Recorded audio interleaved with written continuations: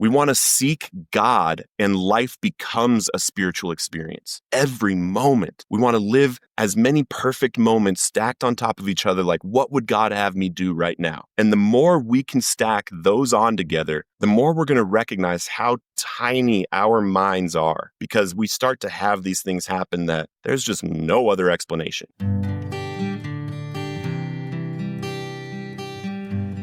Well, hello, friends of Bill W. and other friends. You have landed on Sober Speak.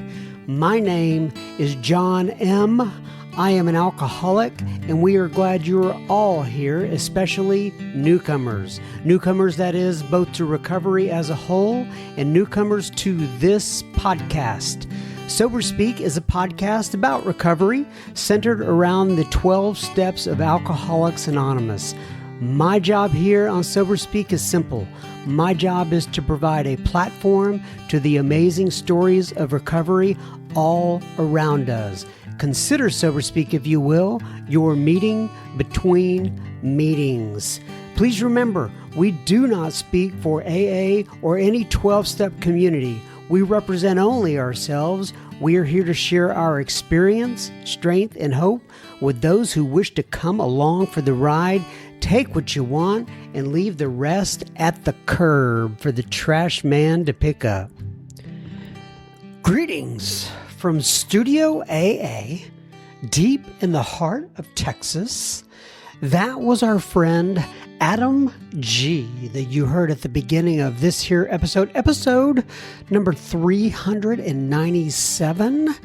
And you are going to hear so much more from Adam in just a moment. But first things first, this here episode number 397, is made possible by Todd, Kurt, Anonymous, and Audrey.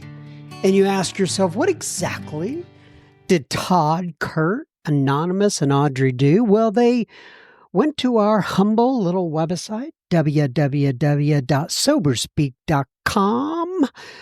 They clicked on the little yellow donate tab, donation, I think is what it actually says, donation tab, and they made a contribution. So thank you so much, Todd, Kurt, Anonymous, and Audrey. This here episode is coming right out to you'ns. So I was thinking here a little bit, like Adrian wrote in a couple of weeks ago and he said, hey, I miss hearing those things about, I guess what you're struggling with and what Mrs. M is cooking for dinner and all that kind of stuff. So I decided to kind of talk about some topics sometimes a little bit more now that are, I guess, I don't know if you call them near and dear to my heart. This one in particular, I just wrote down right before I started. I thought, what's going on with me? And I just wrote the word money and didn't give it a lot of thought. So I don't know where this is going to go. But, over the past 3 years or so, I have really struggled with money. And what I mean by struggling with money is, well, let me put it this way. There is an episode that I haven't released yet. And it is, anyway, it's coming up, is with Joe Mick.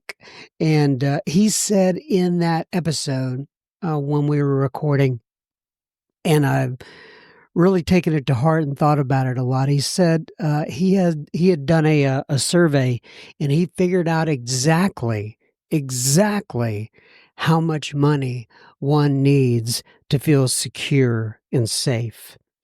And he said that the answer to that question is $20 more than I will ever have. And I so much related to that. It's not about how much money is in the bank or not in the bank or whatever the case may be. It's about me and my relationship with the God of my understanding. Let me put it this way. If I walk around all day thinking to myself, well, I wonder how much more money I can make, how I can get more money, how money does this and how much money does that. I have a tendency to be not in a good way. However, and by the way, that's how I am 99% of the time, just to be honest with you. However, if I walk around or if I'm going to bed at night or if I'm waking up in the morning and I'm thinking to myself, okay, how can I use money to benefit others?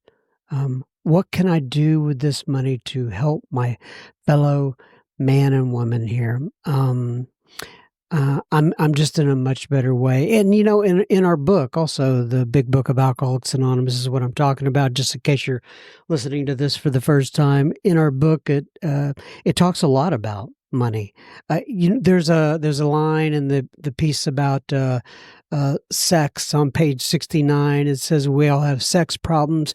We'd hardly be human if we didn't. And I think that applies also to money. We all have money problems, right? We'd hardly be human if we didn't. But what I notice is that what it means when I am thinking about how the world has kind of sometimes wronged me, where money is concerned, and or if I'm thinking about how somebody else has more money than I do, or anything like that, that means there's something uh, I need to work on the relationship with the God of my understanding. And I need to get closer and tighter with him and realize that I am going in the wrong direction. And it's real easy to turn it around through prayer and meditation, like I said, and thinking of others. But it doesn't come to me automatically. It takes the pain of thinking about my what I consider my lack of funds, and it's all relative, but it takes the pain of me considering that before I am before I go back to the God of my understanding and ask forgiveness and turn my thoughts to those that I can help. Anyway, I just thought I'd throw that out there for today. There's a lot more to be said on money. In fact, maybe we should do an episode specifically on money. That's a good one, John M. Let me make a note of that. All right. Now, on to our speaker of the week, our guest of the week. His name is Adam G. He is from Denver, Colorado, and we are calling this episode Seek God First. Adam grew up in Colorado as the captain of his football team and a gifted scholastic student. You hear Adam talk about how his best friend took his own life during Adam's freshman year in college. Adam also discusses how he got sent to the, quote, quiet room many times and what that means. Adam talks about the theory of rock bottom and what that means to him. And there was a pivotal point in Adam's journey where his dope dealer texted him, and Adam came up with a response he did not anticipate. Adam also talks about a profound spiritual experience he had in a restaurant, and I'll let him tell that story. He talks about, he mentions alcohol and drugs and how they are the solution to the internal problem.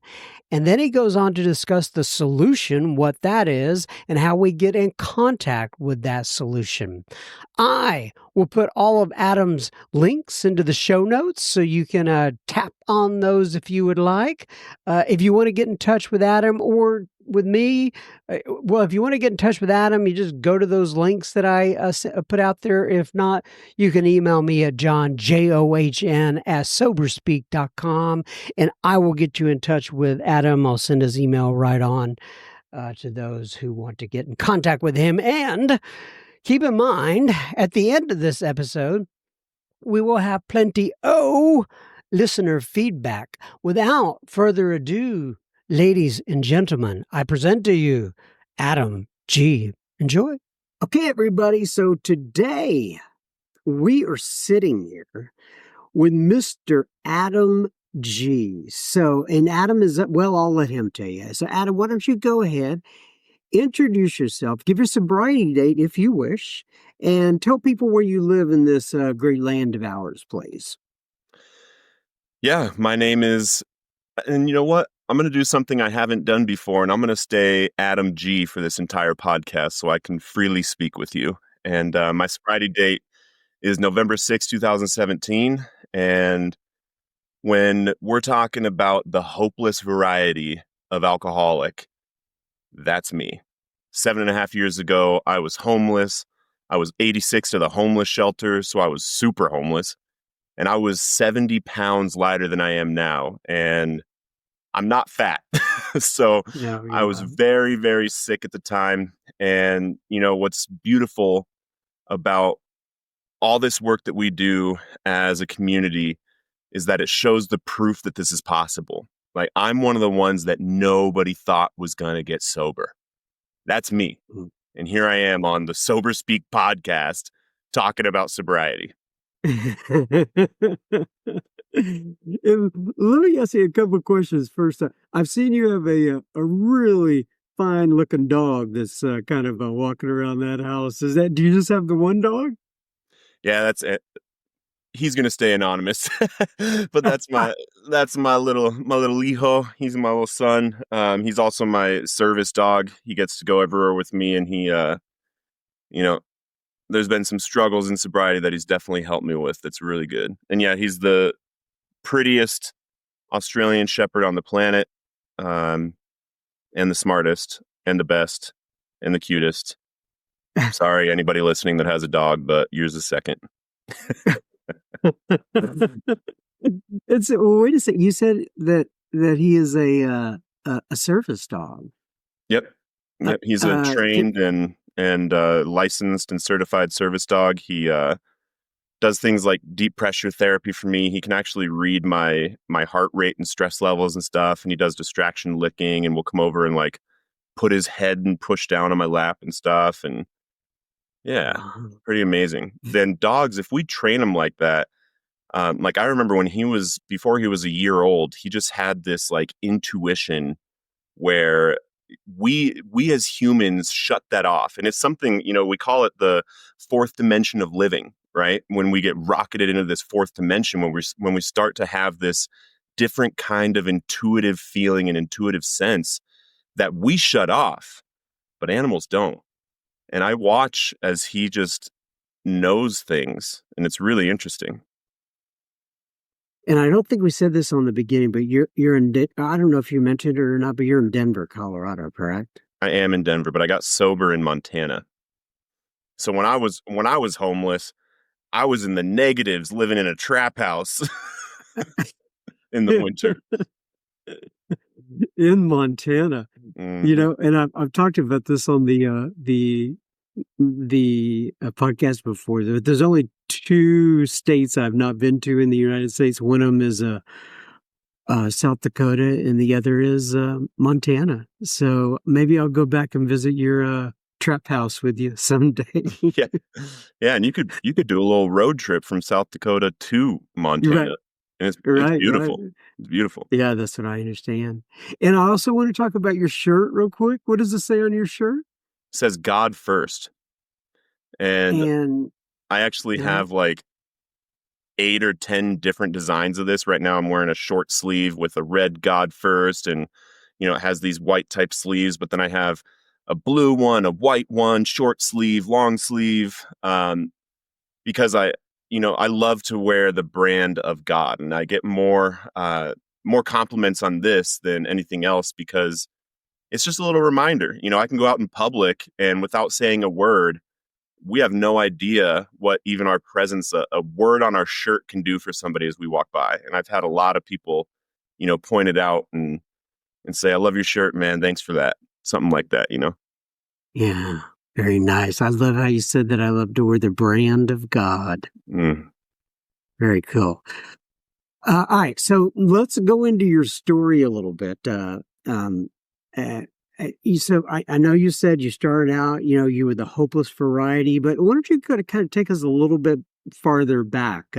Where's Adam come from? Did you grow up in Montana? What's going on there? Well, I grew up in Littleton, Colorado, and when I was super young, I was a troubled kid, but like specially gifted to where I had to leave my elementary school in fifth grade and go to a middle school. And then in middle school, I had to go to high school in the morning and then back to middle school after lunch, because I was getting in trouble because I was so bored in certain classes, like math and English, and I had to do French and Latin and stuff early on. Um, and I would get in some trouble. So they put me in a different school. And then it was seventh grade and at the same time, I'm sorry for jumping around in this time, but like, I was the home run derby hitter of the Little League World Series. My Little League football team won state every single year, and we won nationals once. I won state wrestling in Little League, like lots of just super great things that I could have done with my life. And then when I was 12 years old, I was introduced to cocaine by an older influence. He was about 21, 22. And, I've done a lot of inventory around that situation because, when the memory first popped back up, we go into that whole self-pity and poor me and, that kind of stuff and blaming others. But I really did work around it. And I understand that, at what point did it become my responsibility to stop, and I kept going, hiding it. And, even though I was the captain of our state championship football team at Columbine High School my senior year, I had this hidden drug and alcohol habit that continued to progress. So like you said, it was that kid was 21, you were 12. That's quite an early exposure, at least to cocaine, I would think. And when did you get introduced to, alcohol? Was it about the same time? What was going on there? 11 before cocaine, but I got introduced to cocaine before anything else like weed or anything like that. They say, weed is the gateway drug. I think anything is the gateway drug. Crack could be your gateway drug if it was the first thing you did, um, but alcohol was the only thing that I could ever, you can count on alcohol.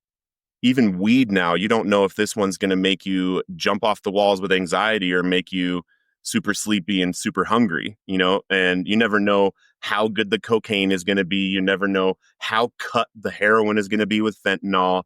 But when it came to alcohol, like I could 100%, I knew exactly how much Jack Daniels I needed to drink when I sat down at a poker table to get right where I needed to get to start winning. And then it would cross over this certain line.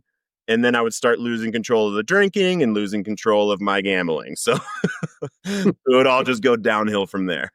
But I could always count on it. I always knew if I didn't feel good, I could take a drink and I could feel better. I had that solution my whole life. And then drugs were always there because I was introduced to them and they were, a way to experience different things. And, it was almost like even more risque because I didn't really know exactly what was going to happen each time I did it, Yeah, alcohol was always there. Drugs became quite a bit of a problem in my story, though. And it's funny because alcohol. What's that? As I say, like alcohol is like McDonald's, right? Whenever you go in, you get that quarter pounder with cheese across the nation. You know exactly what it's going to taste like, and you know what that alcohol will do to you. It's a good, consistent friend to have by your side. Exactly. All right. So there's going to be, okay. So you're in high school. You're captain of the football team. You're an athlete. It sounds like you're very gifted scholastically as well.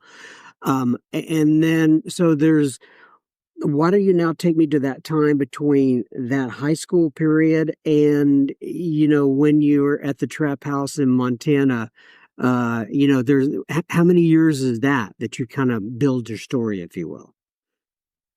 Well, on September 28th, 2008, I'd been out drinking and partying like most nights of my freshman year of college when I woke up to my phone ringing and vibrating down by my leg.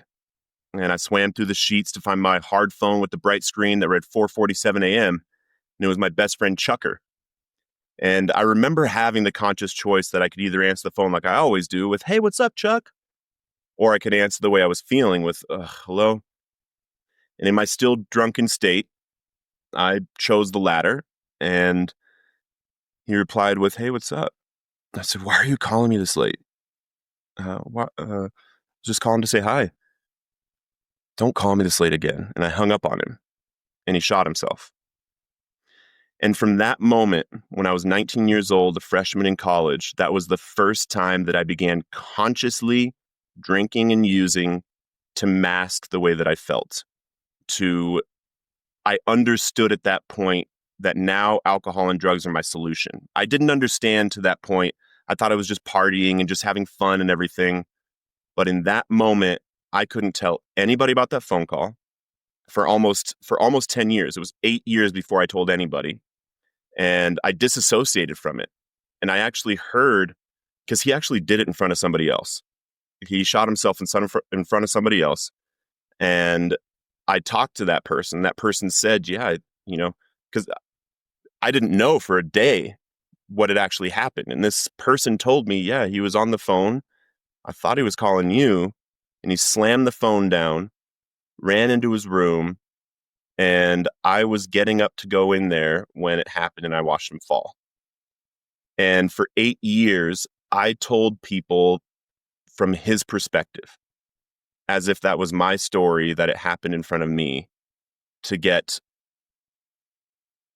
instead of take responsibility and to actually do all that, I used that to my advantage, to disassociate from it. And I was so ashamed of it. Everybody's consoling me because he's my best friend and everything.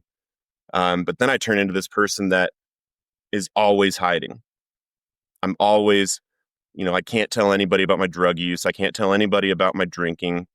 And, and then for the next 8-9 years, I'm just progressing. I mean, I've woken up in the state-run detox center here in what's called the quiet room, where if you're just a problem, they throw you in there and they can't hear you screaming or anything, and they just wait for you to detox. I've woken up in there, and some of this time, I was able to make money and take care of myself, but the issue was that it was all going into my arm, or it was going into my nose, or I was drinking it.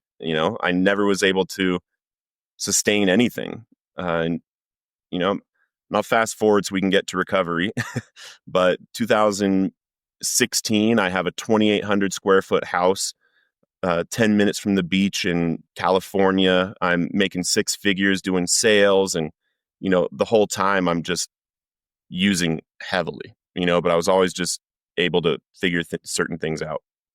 I had a girlfriend, I had a motorcycle, a car, and I even had a dog that was hers. But then it seemed like overnight I lost everything.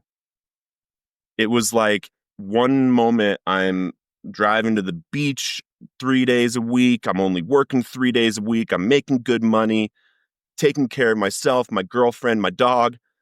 And then the next moment I'm opening my eyes and I'm homeless. And that's what happens to someone like me every single time. No matter how big I built my life up, no matter what business I did, no matter what job I got, I'd always get extremely high and extremely low, over and over and over and over. And this time, after that one happened, I told the people, because I was able to just call and get a job in sales whenever I wanted, and I actually told one of the biggest guys in that industry what was actually going on with me, and that he needed to block it because I'm just enabling myself and I'm going to die. And so I did selective homelessness because I just blocked myself from being able to get a job. And then I went up to Montana, and I was going to meetings every single day. I was going to church. Just out of curiosity, How do you go from California to Montana? Did the girlfriend, the dog go with you? How did all that transpire? Well, I lost the girlfriend and the dog in California, and when I say I lost, I initiated it, because and I can, you know, I thought that I was protecting her because I could see what was happening with me and I knew I was going to lose everything again and I didn't really want to take her with me. So I broke up with her and then donated everything in that house. And I was going to move back to Colorado and start working there. I started working there, and I'm doing so well. I have corporate housing. My housing is paid for. I'm making six figures. It's all going into my arm at this point, and I wanted to I wanted to kill myself, and I am crying on the floor. And I call this guy that's the CEO. He's the second fastest growing CEO on Inc. 500 that year. And I called him. He leaves a board meeting to talk to me. And I tell him what's going on. And I'm like, I'm going to die. Like, I can't keep doing this. And I quit the job. And I called my probation officer who had let me travel to work from Montana because I was on probation because I was found dead behind the wheel of a car from an overdose and had a little bit of dope on me. So get charged with a crime. And, I called my probation officer and I told him what's going on. And I start begging for help. I go up there. I can't have a job. I'm homeless. I have to move into the homeless shelter based on probation.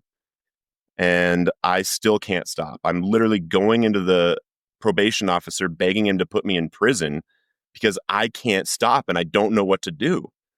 And I was going to meetings every day, church every Saturday and Sunday, Bible study every Tuesday.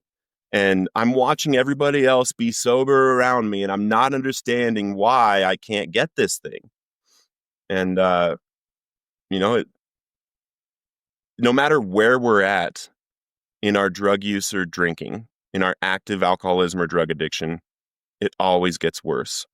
And, they say we have to let the alcoholic or the addict hit rock bottom. And it's just not true because there is no rock bottom. I thought rock bottom was back in 2013 when everybody found out I was a heroin addict and kicked me out of this big friend group. And then I'm in an apartment alone trying to, use enough to kill myself.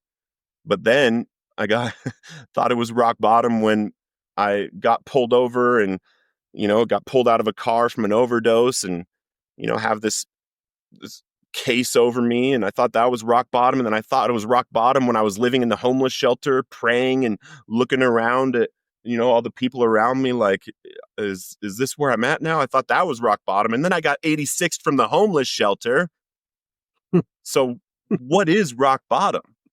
It's when we stop digging, right? It's when we actually, and this whole time I can shift blame or whatever all I want, but for some reason I'm not hearing what I actually need to do to recover.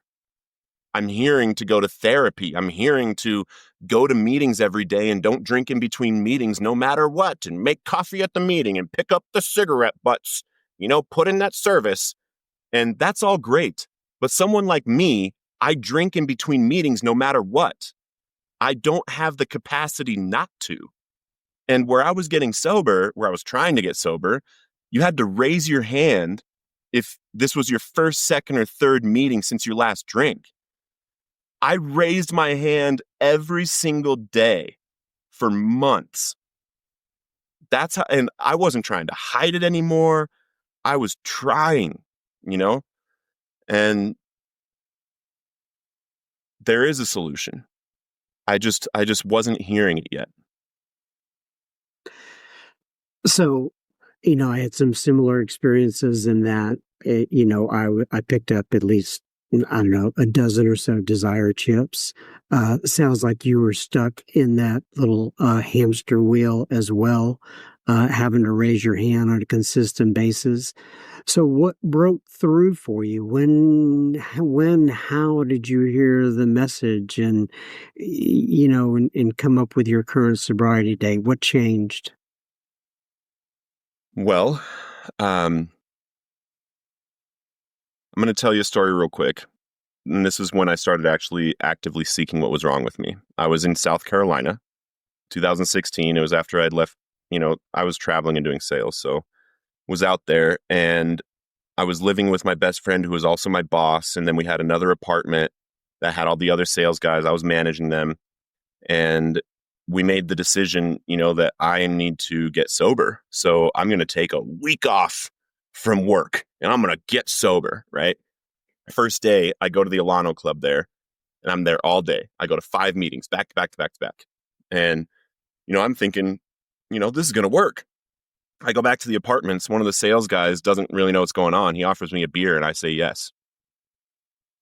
And I'm sitting, I remember this like it was yesterday. I'm sitting at the top of these stairs drinking this beer, and my best friend / boss, who gave me the week off to try to get sober, comes running up the stairs, and in like slow motion, he grabs the beer out of my hand. He looks me in the eyes and he says, "What the is wrong with you?"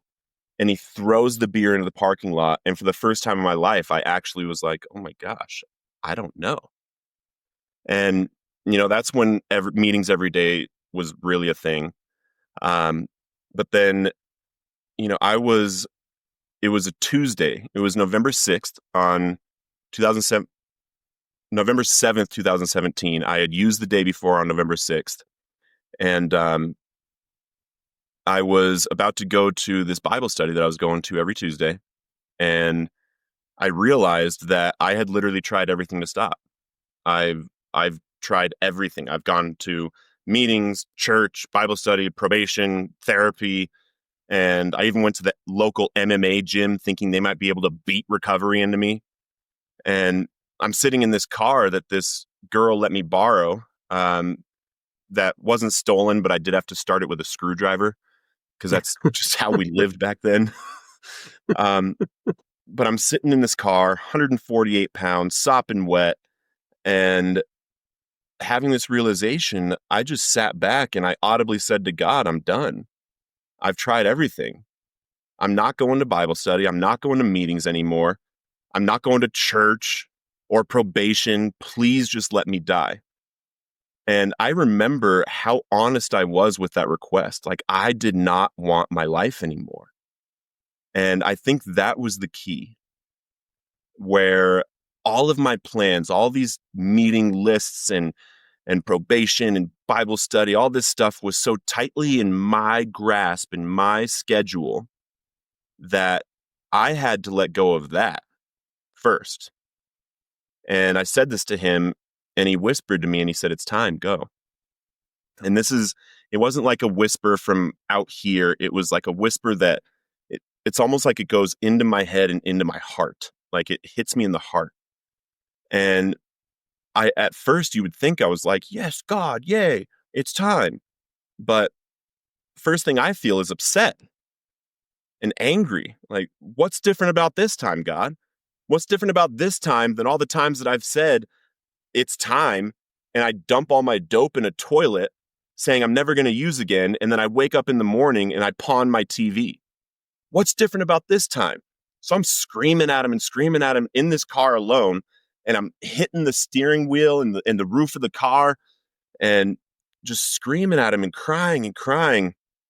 And then I kind of start to settle after a minute or so.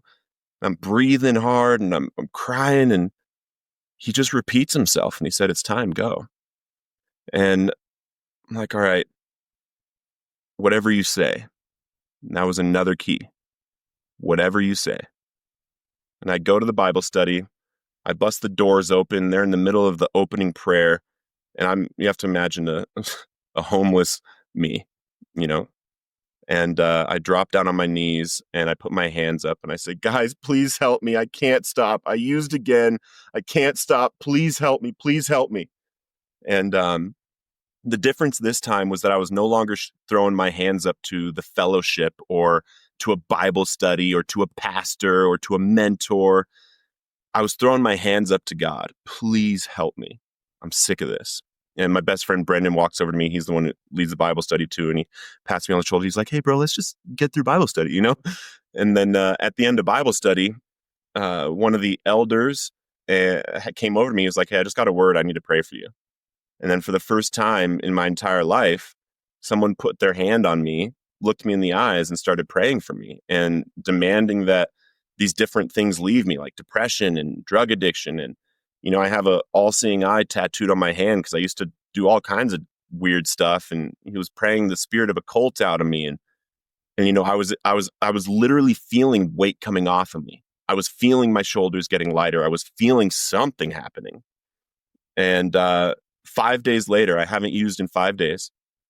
And Brendan comes and picks me up from the streets and he takes me to IHOP, International House of Pancakes, for breakfast.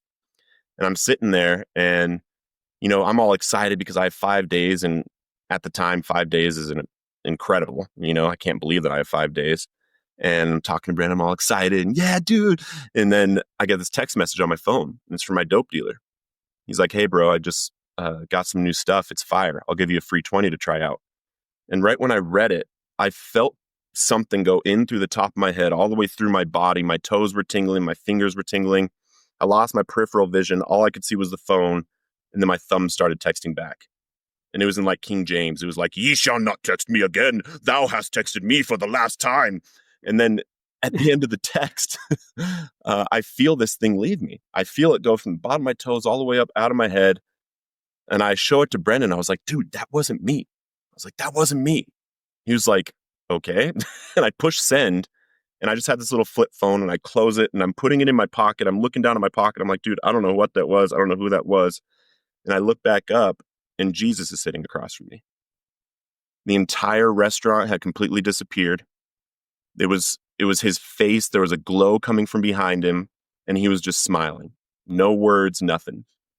And I immediately knew who it was. I immediately knew it was happening. And in that moment, and I'm talking in a split second, less than 1 second, the only way that I can compare the feeling that I had in this moment is when I used to shoot up heroin. It was like all the negative thoughts about myself, all the fears, all the hatred and all the shame, all that stuff would just leave in an instant. But the difference when I saw Jesus sitting across from me is that all that stuff left, and then I got flooded with this overwhelming sense of peace and purpose and love and value, and like I was seen. And over all of it, it was like the first time I had felt like it's going to be okay. Like it is actually going to be okay. And I immediately knew who it was. And I fall with my face to the table, my hand up. I said, thank you, God. Thank you, God. Thank you, God. And I looked back up and he was gone back in the restaurant. And I was like, whoa, and in that moment, I believe that God is able to completely heal us of withdrawals and cravings and all that stuff in an instant. I believe that. That's not what happened for me. For the next 3 weeks, I am literally like, you have to imagine decades of shooting up and drinking and all this stuff. So I'm like shaking on the daily basis. And the only time that I would actually get any relief from that was when I was actually working the 12 steps. Not at a meeting, but on day 11, I'm living in this sober living house. And every night I'm listening to a speaker tape, every single night. And I still do that today. I've done it every single night in my recovery since then. And I am listening to the speaker tape and Chris R comes on. And he starts speaking to me in a way I had never heard before. I had never heard somebody explain the disease like he had, about the mental obsession and the phenomenon of craving, and how the phenomenon of craving is actually only happening when the drugs or alcohol are in our system. And the mental obsession is the thing that makes us not feel okay without them. I was like, that's me.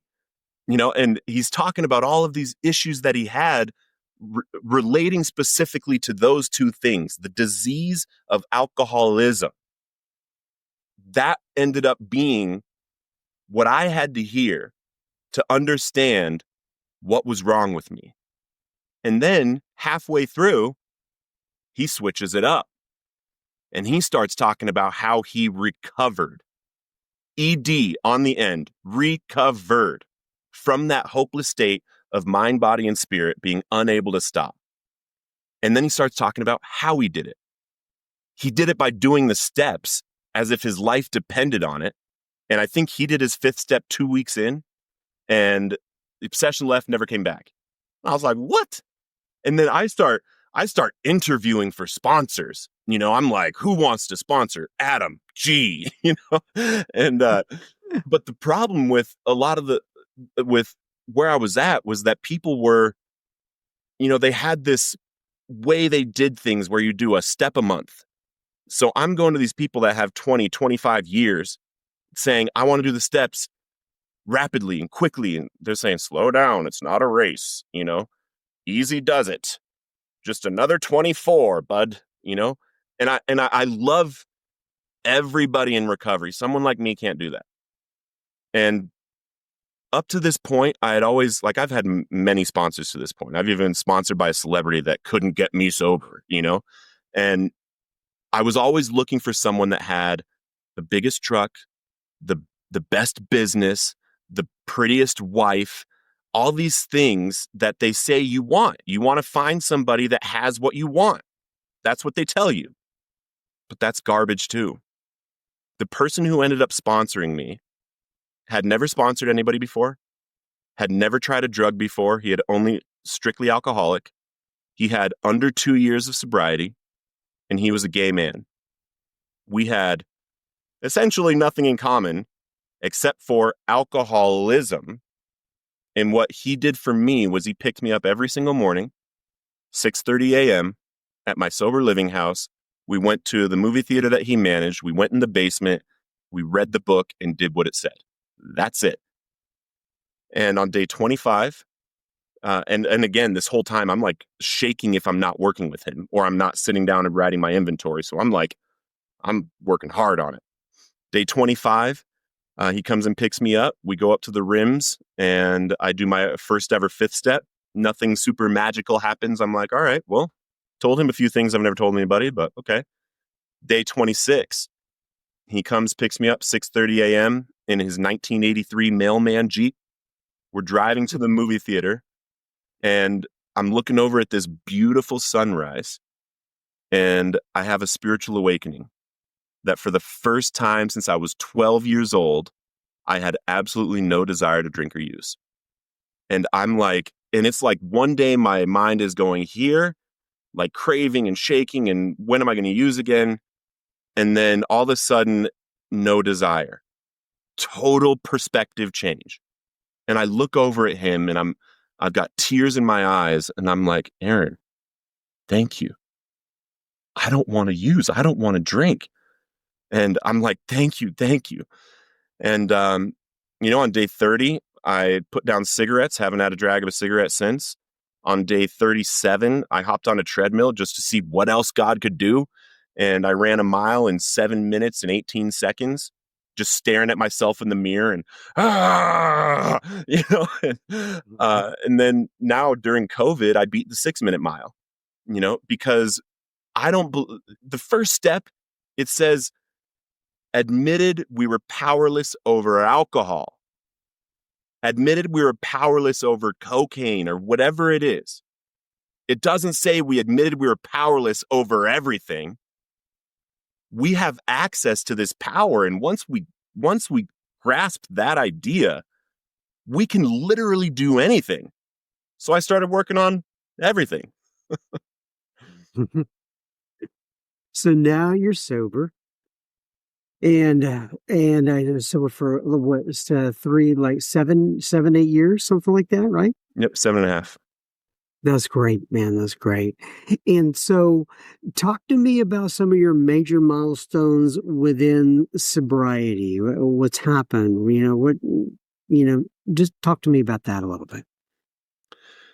Yeah. Well, I want to prelude first.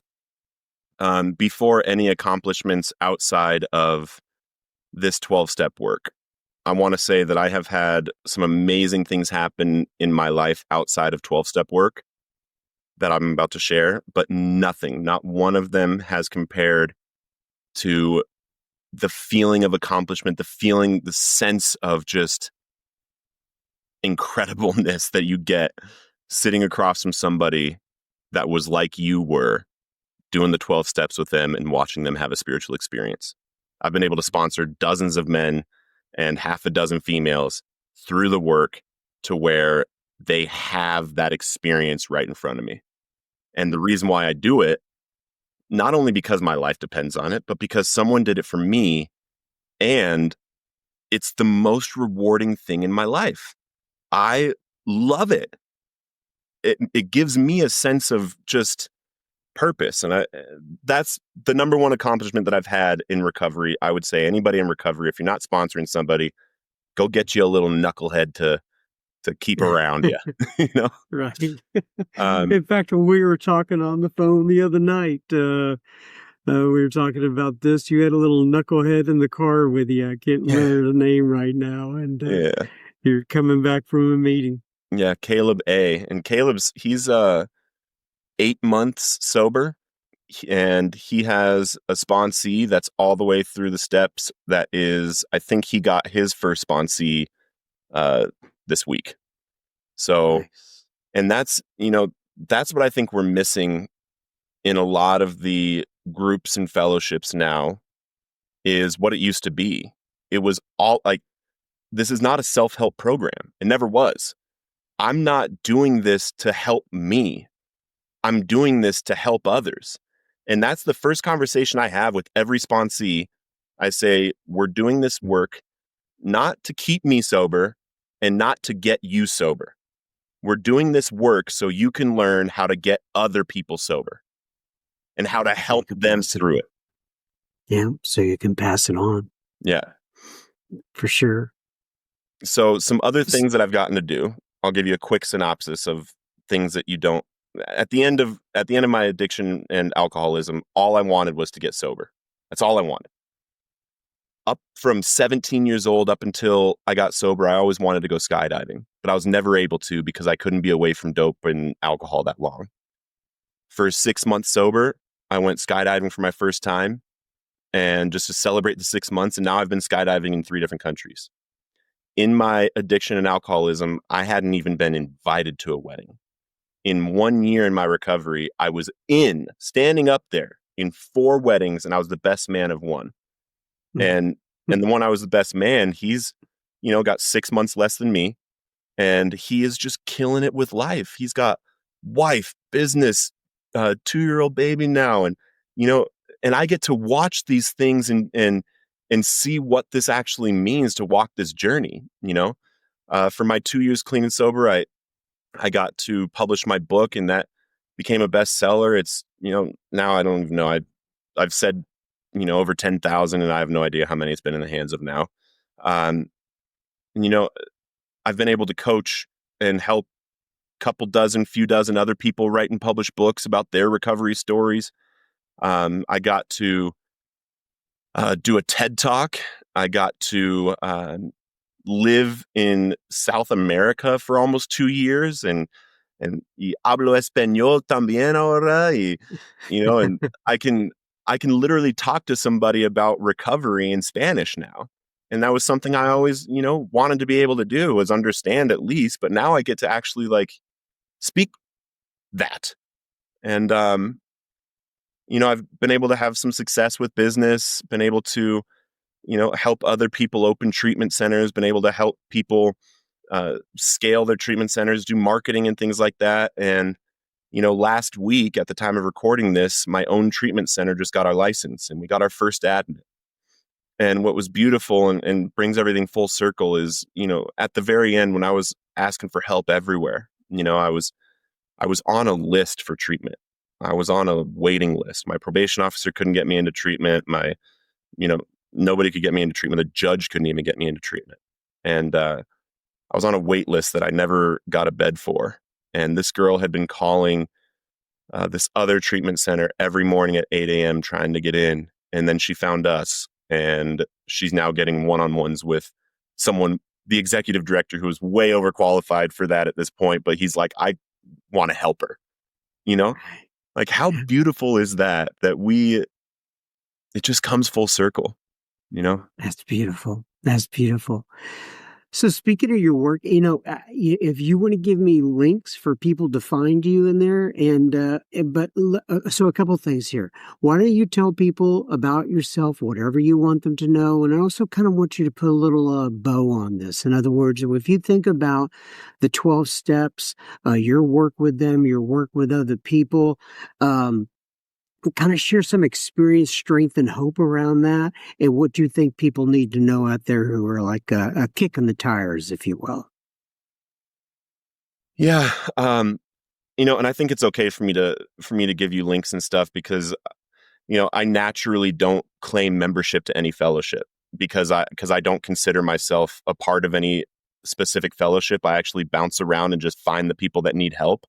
I do work out of the big book, but so does like 187 others. And I don't know if you can see this. You can't see this if you're listening, but my big book literally is falling apart, and it's still warped from the time I was smoking crack and drinking a tall boy and then burnt myself and spilt my tall boy on my big book, and I still have that thing.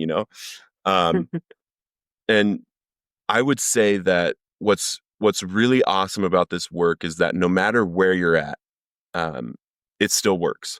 Whether you're struggling right now, still trying to get sober, we think that alcohol and drugs are the problem, but alcohol and drugs are the solution to the internal problem that we have. And once you grasp that that is really what's going on, there's something inside that needs to be solved, then you can start seeking inside rather than, like I was, reaching out all over around me, being unable to find it, right? And it's super important that we actually give the message to the people that need it. That's why I talk so openly about how bad I was struggling and how I wasn't hearing the message and how, there's something different about me that I have to do the 12 steps in order to recover. Someone like me, they have not found something. I work in treatment, and treatment doesn't work like the 12 steps for people like me. Treatment, the therapy, the group therapies, all that kind of stuff is incredible, especially for like trauma, depression, things like that. It's incredible, right? But I've watched somebody who had all these diagnoses from all these doctors do the 12 steps with me and be completely relieved from it all. There's something called the bedevilments. We were prey to misery and depression. We felt like we couldn't be of real use to anybody. We self-pity and all these things are just always inside of us. What is going on? And if we talk about those things with a therapist or a doctor, we're going to get medicated. But guess what? There's a solution to all that stuff. And there's some outside issues. I get it. But I've watched people that had no idea that a lot of that stuff is untreated alcoholism. And if you do the steps as if your life depends on it, you will have a spiritual experience 100% of the time. And 50 to 75% of the time, you will never drink or use again, as long as you keep doing the work and you keep helping others through the work. And you're quoting the figures and numbers from Bill Wilson when they first started, right? With the first 100 men and women. I get it. I do just what, first of all, when you saw Jesus, did you ask him who we should vote for? I'm just curious. I mean, him. I'm just kidding. Yeah. And it's actually interesting because there's, that's one of the best ways that people can be pushed away from God is by taking the things of this world and asking what God thinks about them. God doesn't think about them. He knows all of it, but it all comes together in a way that none of us can know it. He tells us to pray for whoever's in leadership and not to worry about it. He knows how it's going to all work out in the end, and and it always does. And then the other thing I wanted to just touch on with you real quick, because I guess people are, I don't know whether you call it confused or not, but, you mentioned about the experience that you had. Yours was like, and, some people have this, some don't. Yours was like the, Bill Wilson thing, seeing the white mountaintop or whatever the heck he saw and the light and all that sort of stuff. So you had something similar. But as you know, not everybody has that kind of experience. Why don't you address that just a little bit here before we close up? Because, I don't want people. Yeah, I'm just going to say, like for me, I was going around for a year looking for an experience like that, and I never got it. Mine was of the educational variety. But what are your thoughts on that? Yeah, and thank you so much for that question, because I usually touch on it. And when I said that I believe that God is able to heal immediately and take all that stuff away, again, it didn't happen for me. Like I could have, and I can't rest on that experience that I had. I had to do the work in order to actually be relieved from this thing. I don't know why I had the experience. I felt all kinds of different ways. At some point, I almost wanted to stop sharing it because I didn't want people to think that they needed it in order to recover. Because you don't.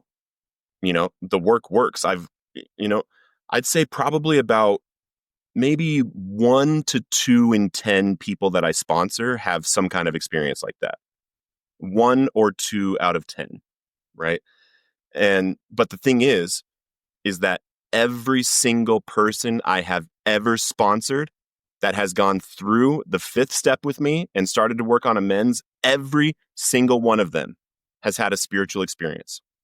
Some kind of thing where they hit me up and they're like, dude, I met him. I'm experiencing him right now. I've had an atheist sitting across from me going to point at the big book and tell me how BS this stuff about in we agnostics is. And he goes to point and then he stops and he looks up at me. He says, bro, I feel him. Like there is nothing else like that where Christians and agnostics and atheists and Hindus and Jews and all of us can come together and have a spiritual experience. And you don't need, and what I found also is that we don't want to search for a spiritual experience. We want to seek God, and life becomes a spiritual experience. Every moment, we want to live as many perfect moments stacked on top of each other, like what would God have me do right now? And the more we can stack those on together, the more we're going to recognize how tiny our minds are. Because we start to have these things happen that there's just no other explanation. I hear you, brother. I hear you. Like you said, there's just no other explanation. This has been fantastic, Mr. Adam G. I am going to go ahead and read from 164 of the Big Book of Alcoholics Anonymous, which has been referenced many times here. Excuse me. To close this out, it says, abandon yourself to God as you understand God. Admit your faults to Him and to your fellows. Clear away the wreckage of your past. Give freely of what you find and join us. We shall be with you in the fellowship of the Spirit, and you will surely meet some of us, like me and Adam, as you trudge the road of happy destiny. May God bless you and keep you until then. Let's go. Once again, Mr. Adam, thank you so much for joining me today. Thanks for having me, John. I really appreciate it. God bless. You too.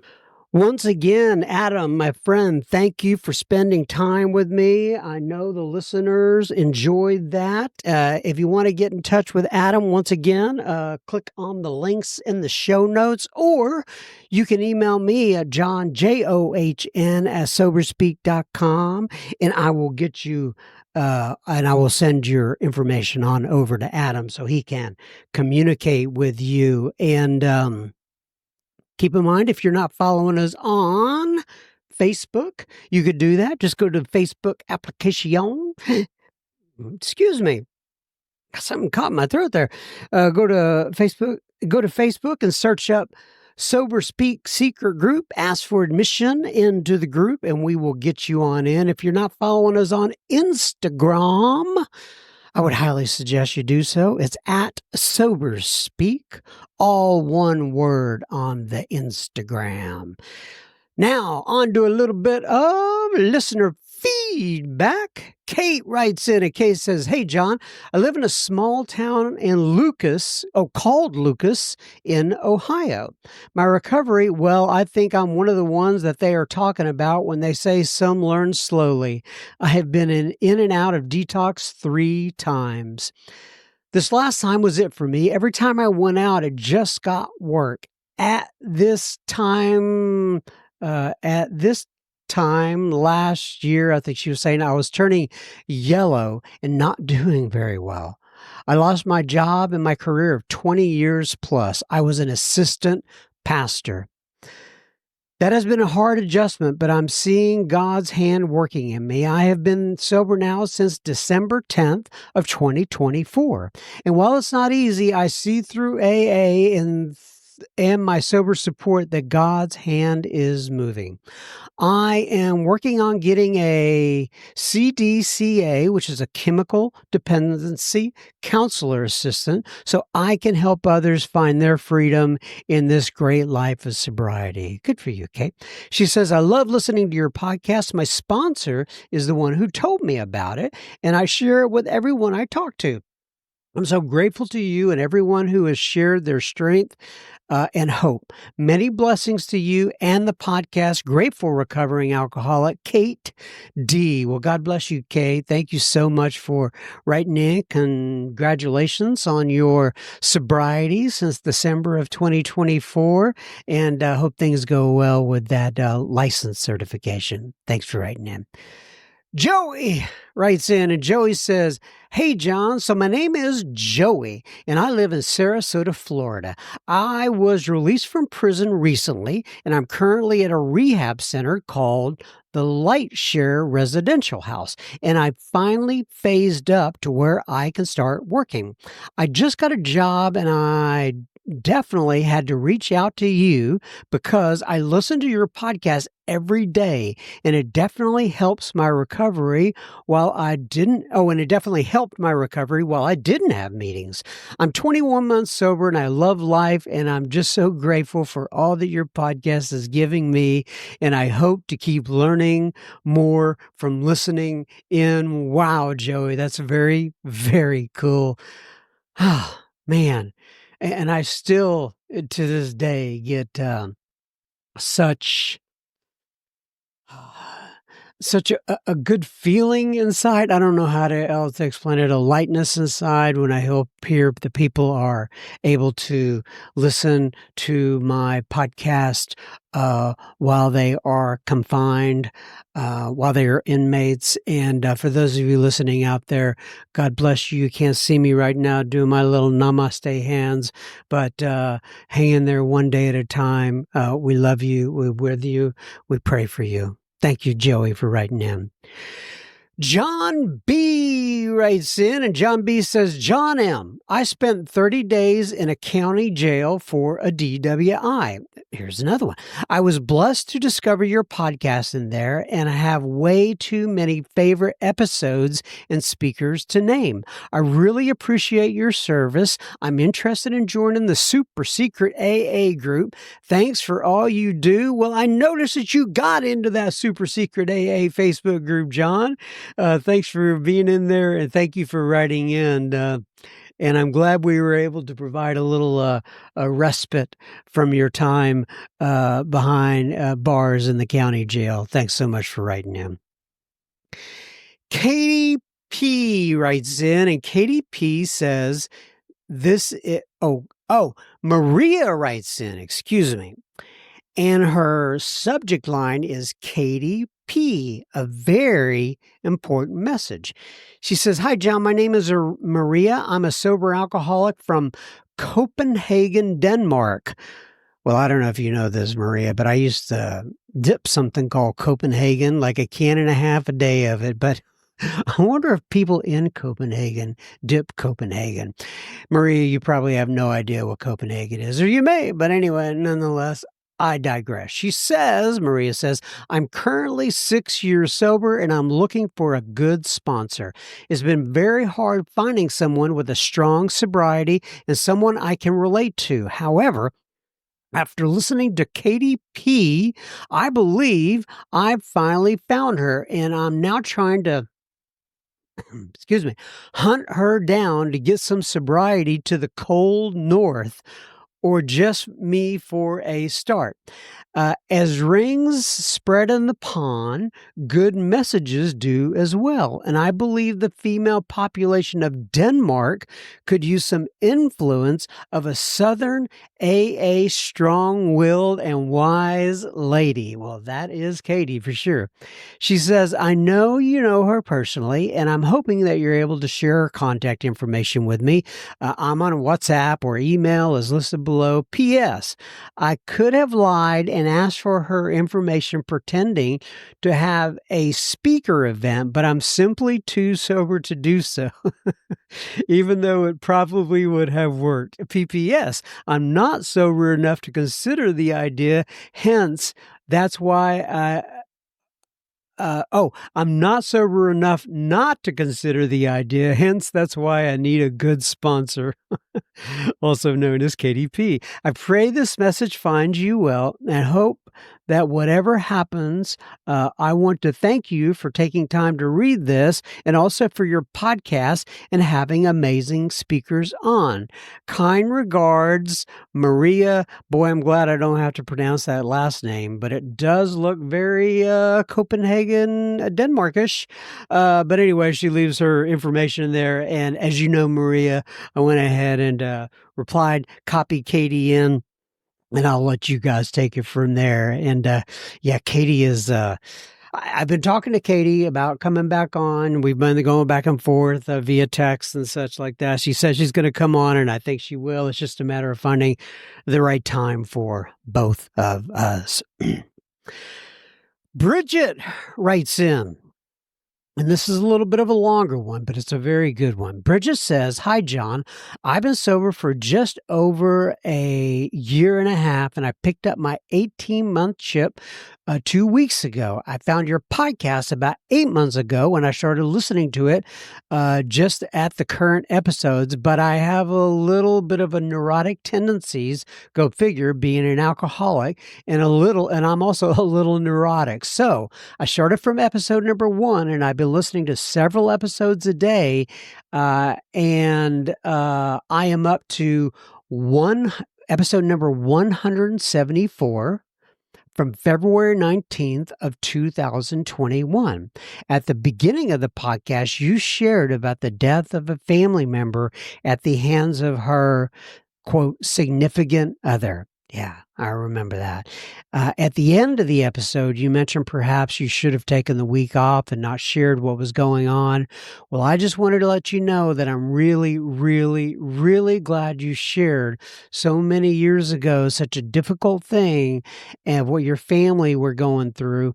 She says, I got sober on October 26, 2023, 2 days after my last drink, but had misused painkillers the hospital had prescribed after my, quote, significant other, unquote, of 8 years had gotten very drunk and shattered my nose by punching me in the face.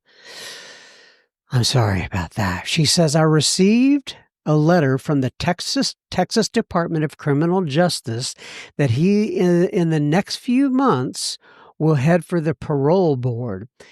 He had his dad reach out to me saying that I should support his release.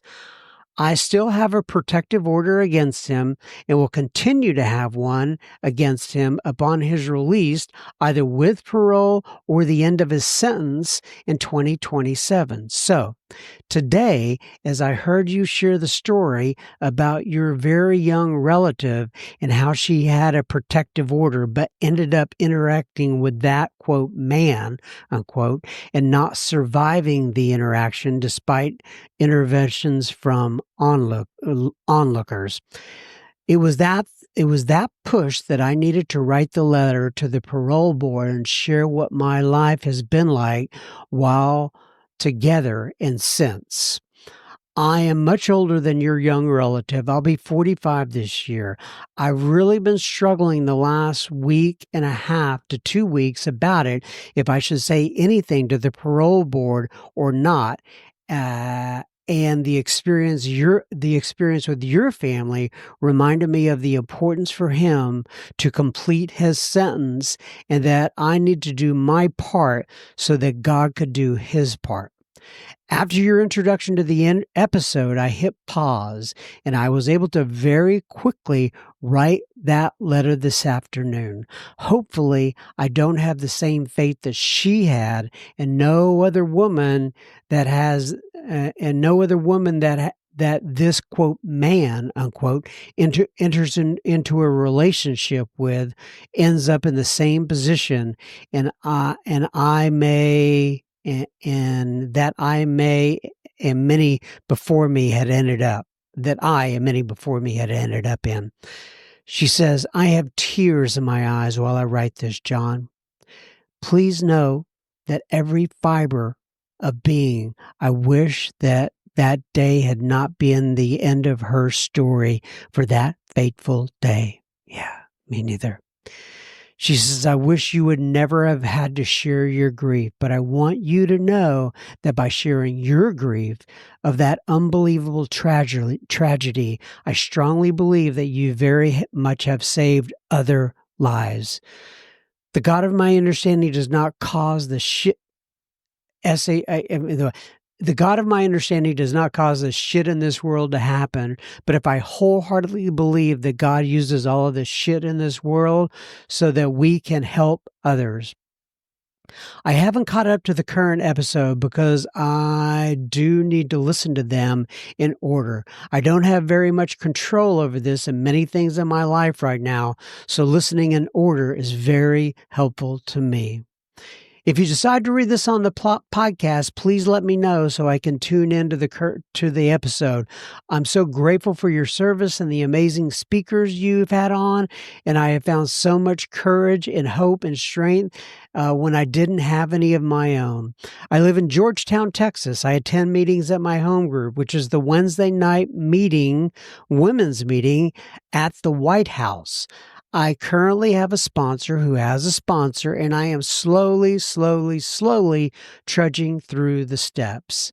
I've been on step 4, writing and reporting every week for over a year.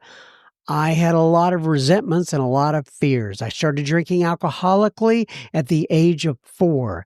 Maybe at some point I can share more of my story with you, but I can tell you, what I can tell you is the last 18 months being sober is the longest I've been sober since I was 4.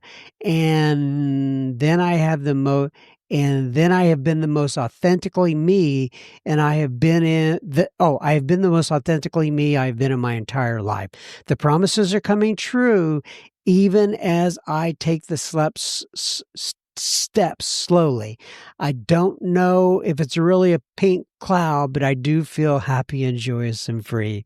May God bless you and keep you. I am also very grateful for your authenticity. Thank you, John M. From a very grateful alcoholic, Bridget T. So thank you so much, Bridget T., for writing in. We appreciate you. God bless you. I'm sorry you had to go through all that. Like they always say, God can share our darkest moments to help others. And hopefully that has been the case with you, and it will continue to be the case with you. So thank you so much for writing in. I think that's it, everybody. And we have another one in the books. Keep coming back. It works if you work it. I take this 1 week at a time. I hope to be back next week visiting here with everyone. And as Bridget just said, may God bless you and keep you until then. Thanks for tuning in, everybody. That's it. Love you guys. Bye-bye.